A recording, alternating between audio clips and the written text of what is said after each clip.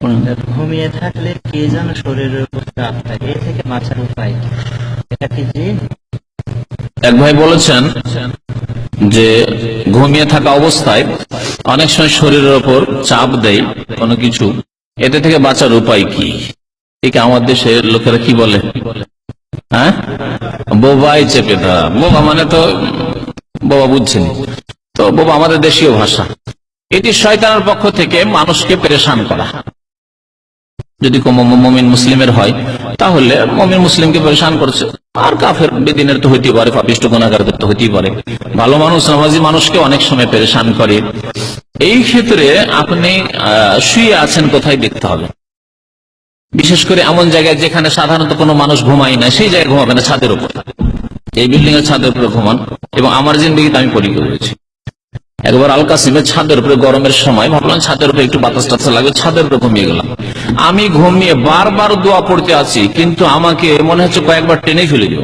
এটা আমার সাথে হয়েছে, বারবার আমাকে পেরেশান করছে। তার মানে ওখানে ছাদের উপরে ওরা খেলাধুলা, জিনেরা খেলাধুলা করে, আমার ঘুমিয়ে যাওয়া মানে তাদের ডিস্টার্ব বরদাস্ত করতে চাইছে না, সুতরাং আমাকে মানে কোন রকম ভাবে এখানে তাড়াতে চাইছে। 3বার 4বার যখন আমার সাথে এরকম হয়ে গেল, তখন ভাবলো যে না, এখানে শোয়া যাবে না। নিচে গেলাম, কিছুই নেই। আবার নিচে গিয়ে নিজের যখন রুমে শুয়ে গেলাম, কিছুই নেই। তো আপনি ঘুমাবার ক্ষেত্রে খেয়াল রাখবেন যে আপনি ঘুমাচ্ছেন কোন জায়গায়। বিশেষ করে যারা ঘরে পাপ করছেন, ঘরে ফিল্ম নোংরা ছবি দেখছেন আর ওখানে ঘুমাইছেন, তো এই স্বাভাবিক হওয়া। কারণ পাপের জায়গায় শয়তান থাকে, নাপাকি জায়গায়, পাপের জায়গায় শয়তান থাকে। আপনি পাপ মুক্ত করেন আপনার রুমকে। অনেকে রুমে ছবি রেখেছেন, মানুষের ছবি বা কোনো প্রাণীর ছবি, হারাম। এইরকম যদি থাকে তাহলে দোয়া পড়ে অনেক সময় কাজ হবে না, দোয়া পড়েও কাজ হবে না। আর নবী সাল্লাল্লাহু আলাইহি ওয়াসাল্লাম বলেছেন যে তোমরা যখন ঘুমাবে দরজা জানালা বন্ধ করে, জানালা খুলে শুইলে জিন জাতি ও শৃঙ্খল জাতি, বদমাইশ জাতি অধিকাংশ তাদের, সুতরাং আপনার সাথে বদমাইশি করতে পারে। তাহলে জানালা দরজা এসব বন্ধ করে শোয়াটাই ভালো। তারপরে যেসব সুন্নতি জিকির আজকার মানে দোয়া রয়েছে ঘুমাবার পূর্বে, সেগুলি পড়বেন। তার মধ্যে একটি হচ্ছে আয়াতুল কুরসি, সহিহ বুখারী শরীফ হাদিস। আর আয়াতুল কুরসি মাশাআল্লাহ আমাদের দেশের মানুষের আমল আছে, কি সুন্নতি কি বিদআতি মানুষ সবার আমল আছে। সহিহ বুখারী শরীফ হাদিস যে কোন মানুষ যদি বিছানায় যাওয়ার সময়, আবু হুরায়রা রাদিয়াল্লাহু তাআলা আনহুকে আবার জিনে শিখিয়েছে, এটা জিনের তালিম আর সাব্যস্ত রেখেছে নবী করিম সাল্লাল্লাহু আলাইহি ওয়াসাল্লাম। না হলে জিনের তালিম হাদিস হইতো না। নবী করিম সাল্লাল্লাহু আলাইহি ওয়াসাল্লাম বলেছেন সাদাকাকে, জিন তোমাকে কথা ঠিকই বলেছে, সত্য বলেছে।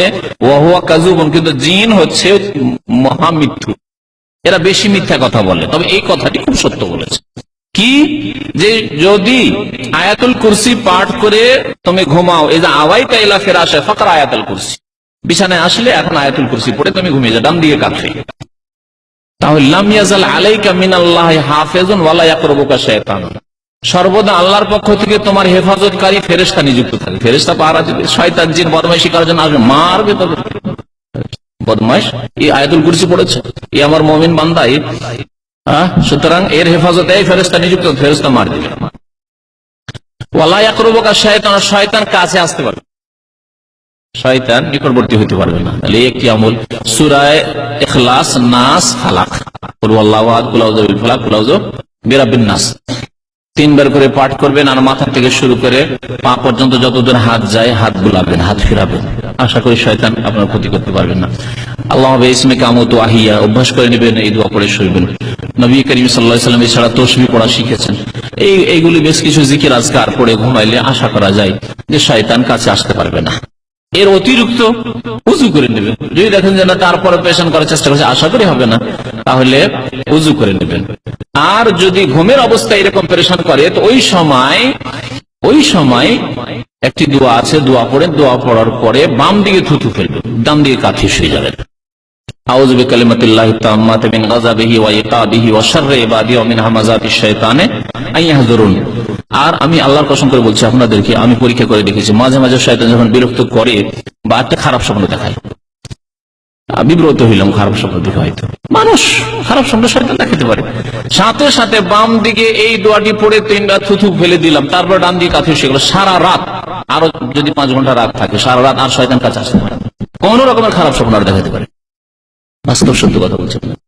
তো এই আমলগুলি করার চেষ্টা করবেন। বাড়িকে নাপাক রাখবেন না, গুনাহ দিয়ে নাপাক করবেন না, পাক রাখার চেষ্টা করবেন, বাড়িতে যেন গুনাহ না হয়।